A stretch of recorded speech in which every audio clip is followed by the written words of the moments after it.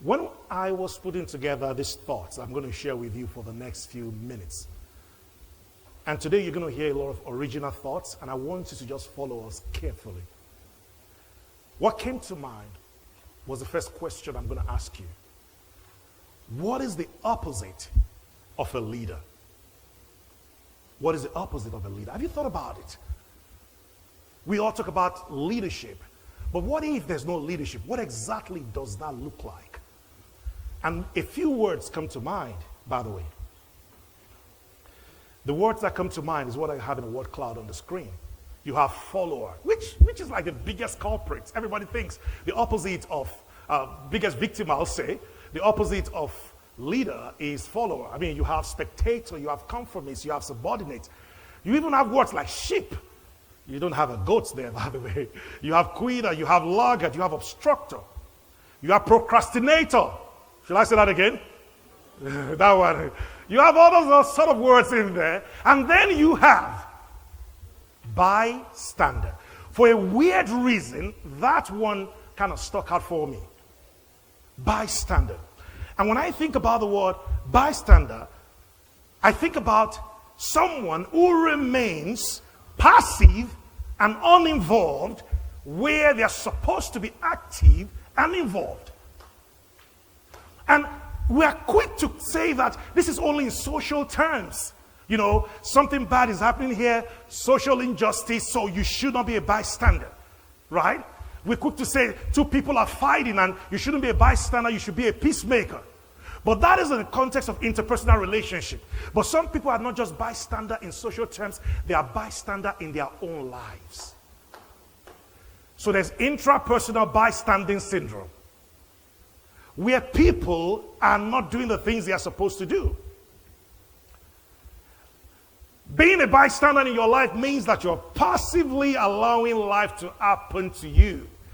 One statement I always make is that there are people who make things happen, there are people things happen to. The interesting thing is people who make things happen are actively working. People who things happen to are the ones screaming. Words like, wow. Now what I'll tell you is, what they need to do is to take active control over their decisions, their growth, and their experiences. Now, there are a few symptoms of bystander syndrome, and I'm going to go through them. Just listen carefully. The very first one that comes to mind when I was thinking about this was people who feel stuck, but aren't taking any action.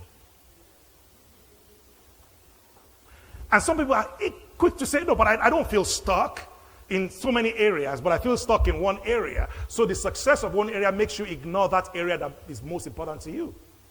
If you ever find yourself in a place where you know you should do something, but you're not doing it, you are living under bystander syndrome. What about the second one? Letting people make decisions for you. Now, don't get me wrong, there will be people who give you counsel, advices, provide wisdom to you. But the decision is ultimately yours. So if every time you have to depend on other people's decision to make a move, what if it doesn't come? What about people who avoid challenges and risks? What about people who spend more time watching than doing? I like this last one. People who blame circumstances instead of taking responsibility. If only I was still in Lagos, my life would be better. I don't think so. Whatever you were doing in Lagos, try to do it here. Bring your whole self here. I always tell people that every average human being is primarily selfish. When we woke up this morning, we were only thinking about you because you were coming to Ultra. I'm not sure I will think about you on Monday morning. When I wake up, the first person I'm going to think about is who? Me.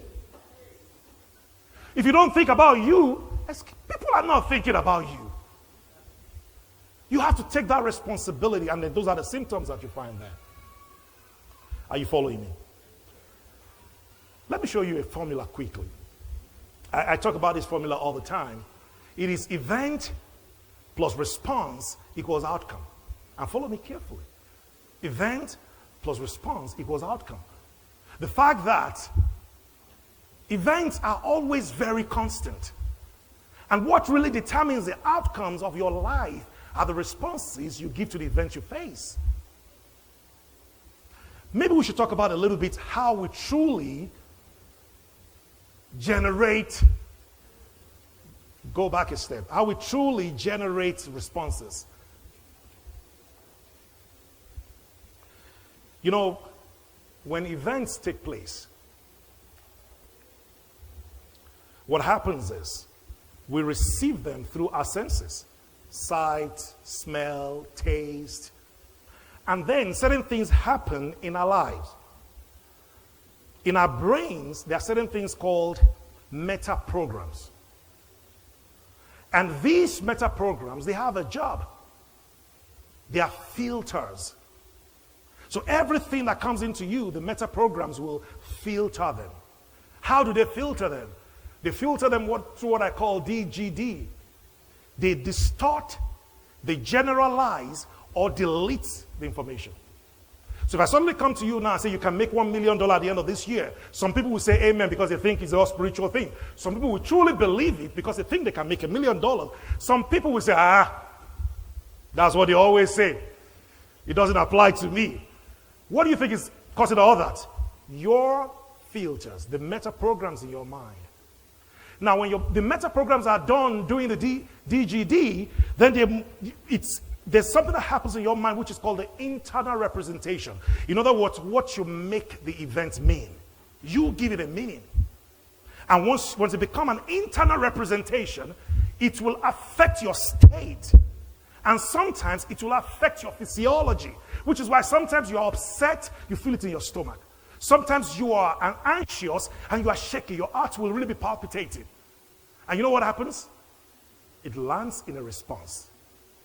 So if you're really going to change the response you give, the first thing you need to change is your filters, your meta program, your experiences, your language, your belief system. They all need to truly, truly change. So, what are the events that cause us to operate under bystander syndrome? Follow me carefully. There's some events I've seen and I'm going to share them with you quickly. So, we have the first one, which is what I call the racial and ethnic bias. And you know what that means? Being an immigrant, we can know exactly what we go through. It's a true event, it's realistic. You know, the fact that the sound of your last name can sometimes determine whether you get an opportunity or not. Which is why a lot of people change their last name when they come to countries like this. My name has been called many things. Akinola. In fact, I went for a medical checkup once, and then they decided to write my name down. This lady, nice lady, is from somewhere in South America. And then she wrote my name, and she wrote my email down. Harry wrote my last name with the extension, wrote my email, and I never got the email from her. So when I found out what happened, he said, but I sent you the email, and I didn't receive the email. So this is how she wrote my name. Harry, then the last name was written as A-Q-U-I-N-O-L-A, Akinola. And the problem with what you find out is that's what she understands it to be, right? That's why some people change their names, but that alone sometimes forms a bit of ethnic bias that we have to go through. The other thing I think we really go through is the generational wealth that is not there. A lot of the people in this room that have made millions, you are the first person to make that million in your family. Yes or no? Some people are trust fund children. They were born into it.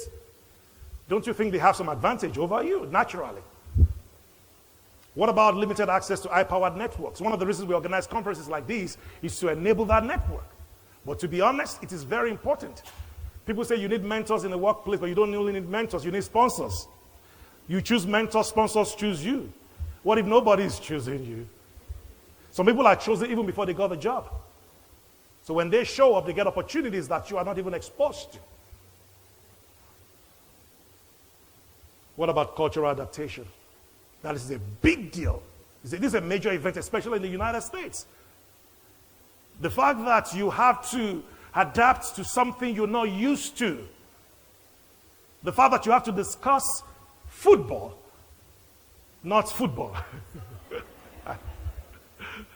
The fact that you have to discuss, it's even confusing if you've been to many countries. So, American football that you call football here in South Africa, the closest thing to it is rugby. They actually look alike. I don't know. Those games are just the same thing, but let's go on. I mean, and I'll tell you a few things when I come back to do the 3 A's, but I just want you to think about the real things we're dealing with. And if you go to the next slide, the one after, what it leads to. So I want you to assess your response by these 4 things. You just go with me. Racial and ethnic bias leads to one thing. It leads to imposter syndrome and playing small. Not speaking up in moments where you need to speak up, sometimes because you don't even like the sound of your own voice. Sometimes lack of generational wealth, fear of investing, scarcity mindset.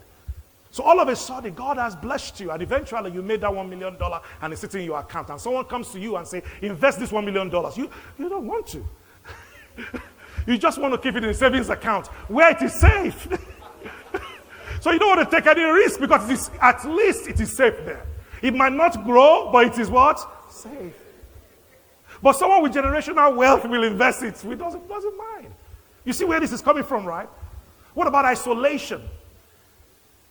Isolation. And a lot of us don't even step out. And there's a different kind of isolation I want to talk about. The one that makes you feel comfortable with people that sound like you alone.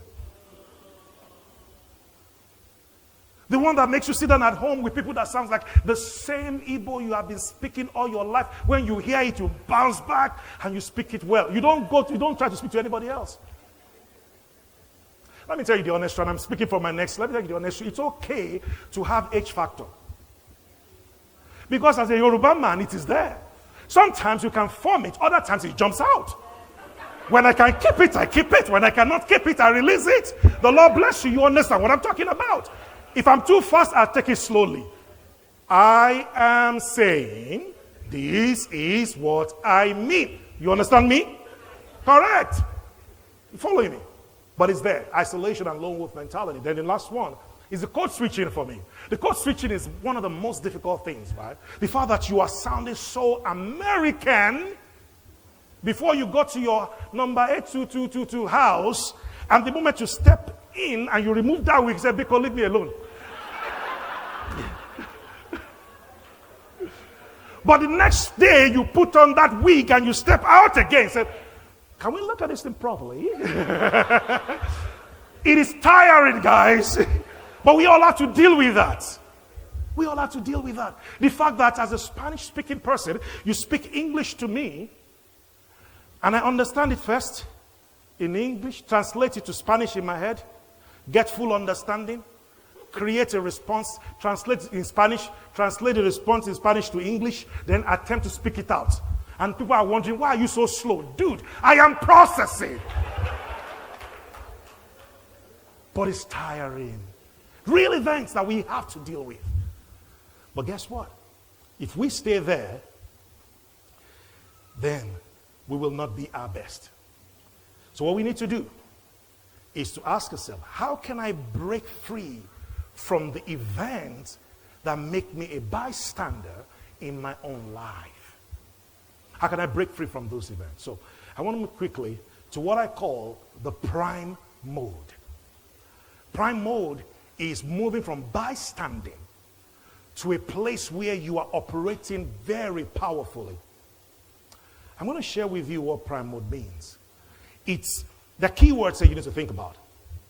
Prime mode is trainable mental and physical state. It is where you operate at your peak level. The key word here is focus, peak level of focus, confidence, and execution. And guess what? Is on demand. In other words, you can say, now I can switch from this painful state and I want to start operating at my prime mode. And I'm going to share some things with you on how you're going to do it. We're going to rush because of time, but I'll share with you, how do you activate your prime mode? Because almost all the successful people that you know are simply activating their prime mode all the time. Let me tell you, don't be deceived. The life itself is a giant stage. We are all performing. And the earlier you understand that and accept it and embrace it, the earlier you start performing at the level you should perform. I know, yes, you're a minister of God and you preach. To be honest, when you show up on the stage, sir, you are performing. And your level of performance will determine how much impact you make on the people. If you think it's just about showing up is not enough. If you think it's about talent, having talent is not enough. There are many more things that you need to do. The first thing you need to do quickly in the interest of time, is having the foundation, self-awareness. Let me tell you what self-awareness is. It's simply knowing your strengths, knowing your capabilities, knowing what makes you perform at your best, knowing what makes you stand out, your unique selling proposition, your unique giftings, what makes you stand out from a crowd, what makes you special. It's not just about saying, I am special, I'm unique. What is that thing? You need to be self-aware. But that's one side of self-awareness. You know the other side, the one that really holds you back from your prime mode, is the mental roadblocks. What holds you back, especially in high-stakes moments. You need to think about those. Some certain things hold you back on a daily basis, they're fine. But you see, let me say it in layman terms, in your moment of shining, what prevents you from shining? Because you got to deal with that. That is being self-aware. You know, sometimes we play a lot of focus on strength alone, which is great, but if you don't know the roadblocks you're dealing with, you're going to struggle. So you have to know both. And by the way, quickly, I'm going to show you something on the screen. I have curated a new solution that, you can clap if you want to clap, thank you. Thanks, Browdy, you know you're like, man, give me the vibes there. All right, I created a new solution. By the way, if you are VIP, you have it in your bag, your swag bag already. This system, which is a digital version and a printed version, will give you 100 questions across self-awareness, self-leadership, vision and purpose, wealth, health, impact, and reflection, so you can gain self-mastery. Let me tell you one thing. I love books and I read a lot of them. And Dr. Sam actually have a new book that you all should get. It's called Shift. But sometimes, are you writing? Are you reflecting? And are you writing? Let me tell you one of the ways people write. They research and they reflect. You need to start writing the real story of your life by reflecting more. I'll chip this in quickly. Some of you are too busy to even take your life further. Let this year not be that year. All right. Self-reflection. The second thing I'm going to go talk about quickly. There's a guy I love. He's late now, Kobe Bryant. And he has an alter ego called the Black Mamba. And he actually crafted his alter ego because he was trying to escape from personal struggles. It helps him to channel ruthlessness and focus on the stage, on the pitch when he's playing basketball, when he was playing basketball. He once had problems in his life and his relationships, and he needed to separate his emotions from his performance. So he created this alter ego.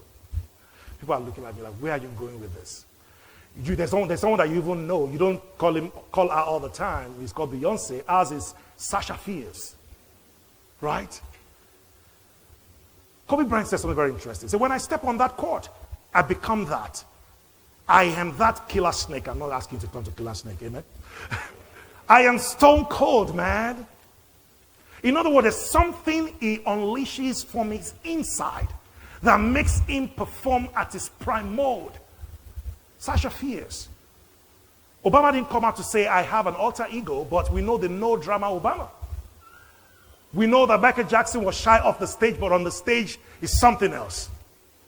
Somebody's wondering, what about, how is that in the Bible? I'll help you.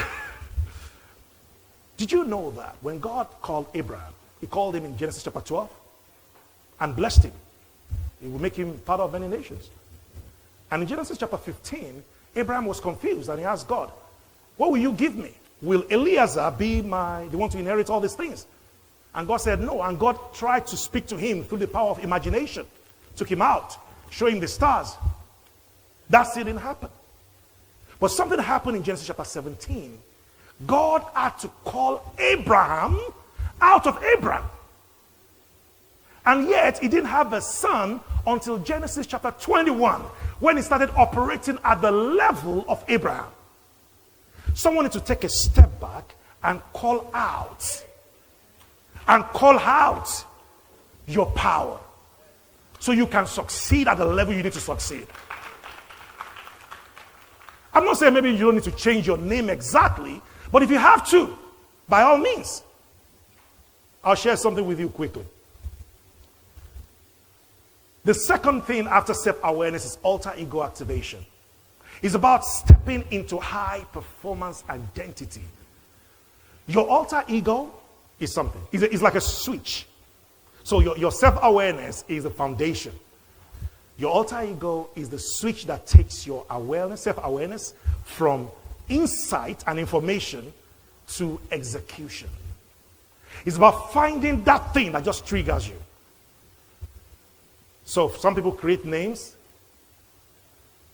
I have mine on the screen. My alter ego is what? Put some respect on my name, guys. Say that again. And I'll tell you why I have this alter ego. Just follow me carefully. I'll tell you a story quickly. In one of the instances where I actually used alter ego, I went for a meeting in Chicago. And of course, some people know exactly what I'm talking about. And we had prepared. We really prepared. But every leader that came into that meeting, when they stepped towards me, they said, good luck, you will need it today.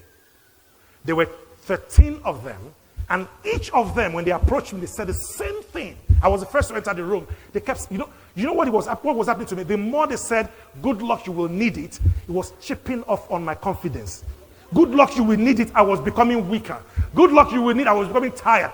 I knew it was time to activate who? King Harry. I went to the bathroom, looked at the mirror, and said, dude, you've done this over and over and over again. Is it not you again? King Harry. Where the word of the king is, there is power. Come on, go inside and do your thing. I went in, and when we were done, we're like, wow, that was a great session. In my mind. Are you following me? It's about activating that.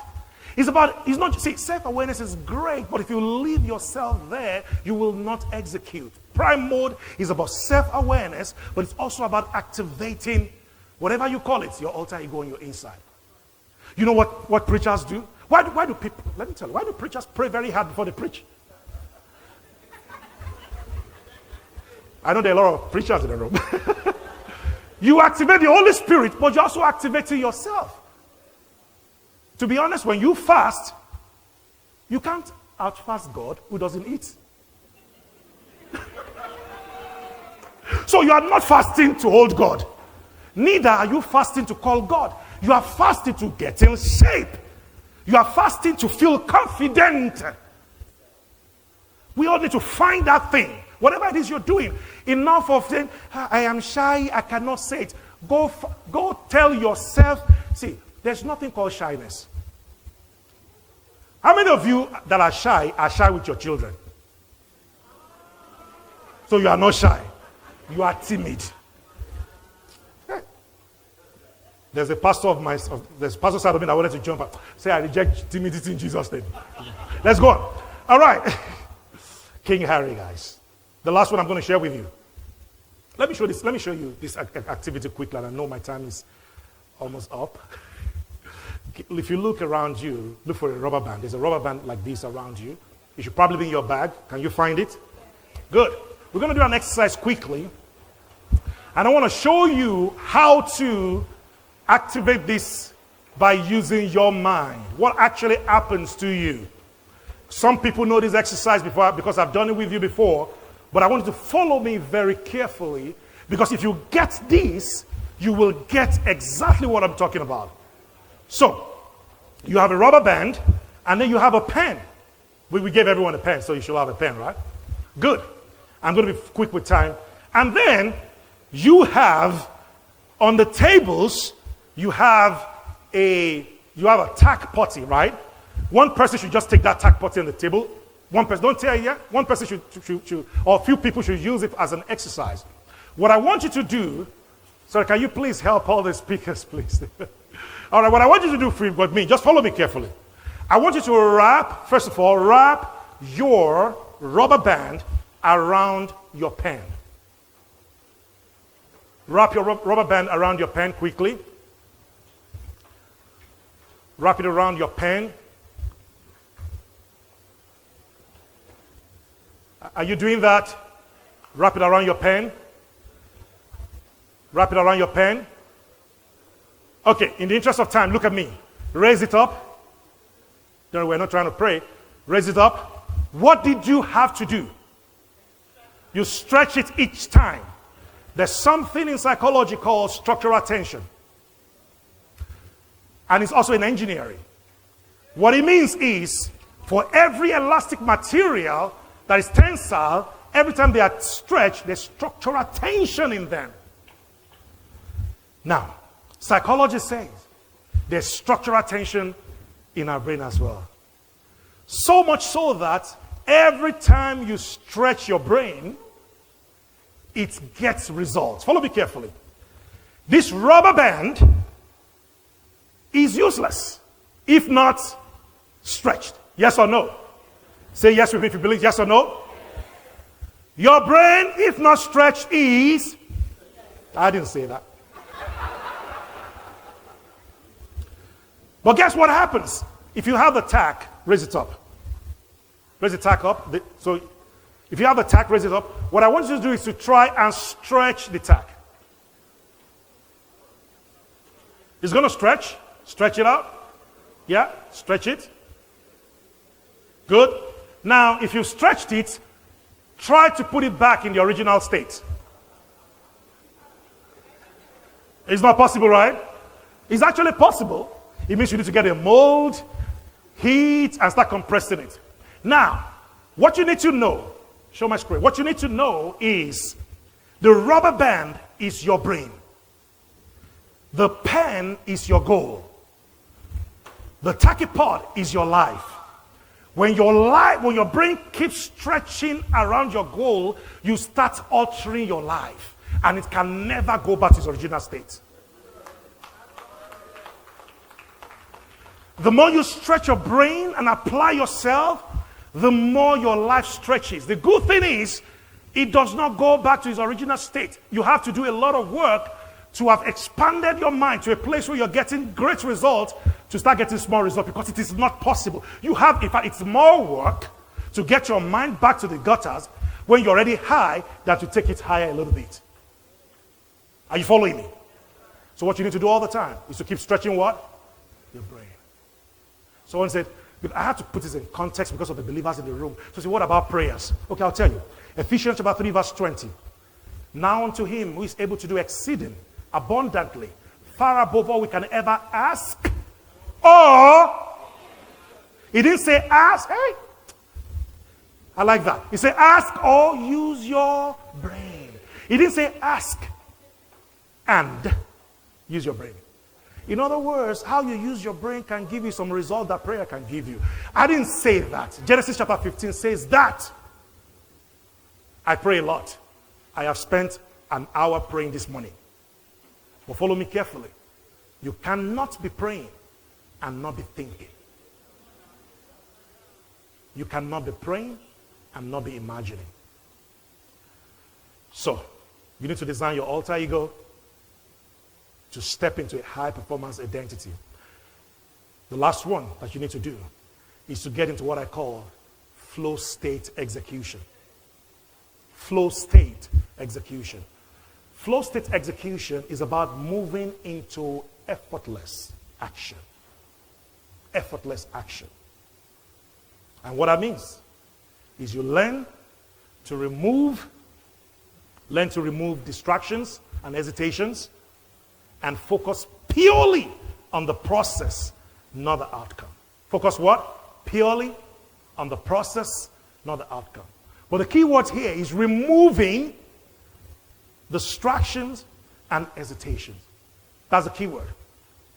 You need to ask yourself, what is distracting me from achieving the things I should be achieving with my life? What is distracting me from prime mode? What is distracting me from effortless action? Someone was saying yesterday, and I know from the book of John Quick, there's something called digital distraction. One of the biggest issues we have is that kind of distraction. I wanted to do an exercise. So let's watch this video for like two minutes, right? So if you check your pack, you see a 3D glass. I wanted to skip it, but you keep asking what was this for, so let's not skip it. So you're going to wear it.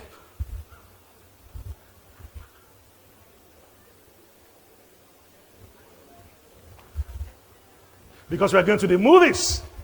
So welcome to Ultra, the movies. Are you ready? What you're going to do, pay attention to what you want to see on the screen. And when we are done, we'll be heading for a close. Are you ready? Want to go? Roll it.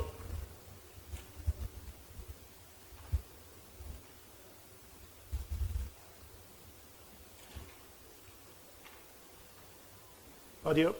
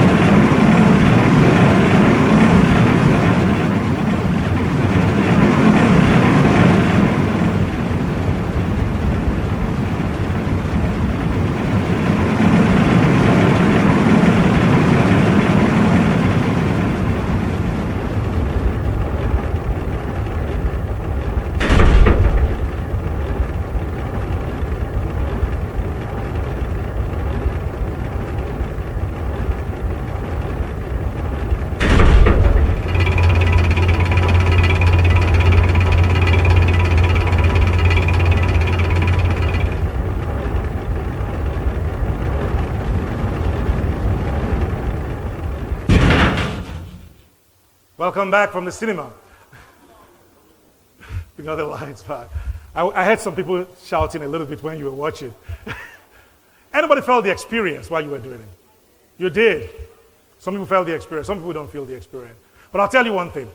As you know, that is only a simulation. In fact, that's just a video. None of you traveled to Florida. All of you are in this room.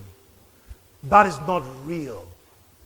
But you see, focus and attention has the way of converting something that feels unreal to become reality to your brain. When it becomes real to your brain, it is very easy to become execution in your hands. One of the things that is missing in life for flow state execution is attention. How many of you were expecting something to happen because you were watching that? I know you expected and nothing really happened. But you saw it from beginning to the end. You know why? Because you paid attention. Attention is the biggest commodity on earth. Everything is jostling for your attention. If only you give that attention to the right things, you can achieve prime mode. You know the attention span of goldfish is 9 seconds, right? You know the attention span of human? Less than... It is less than the attention span of a goldfish. So when next you see a goldfish, respect them. But what causes the distraction? Some of the events around us. Not just being able to sit down Sometimes this is a tool, another time is a demon. Again, it's an event. This is not the problem. Your response turns to what it's supposed to be in your life. Let me show you a few things and I'll wrap up.